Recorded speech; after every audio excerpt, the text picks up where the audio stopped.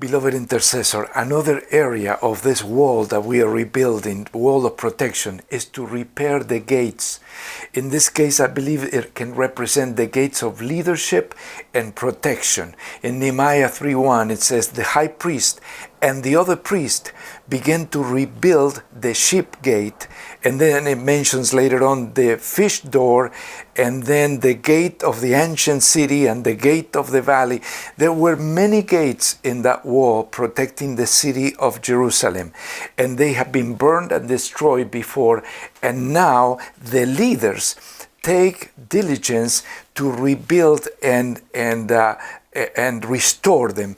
And in the same way, in our network, we plead with every intercessor to have a vision, especially the leaders, to rebuild those gates that protect the entrance to our ministry, protect us from evil, but also open up the gates of provision. Leadership is a key here, because they use discernment to protect the group.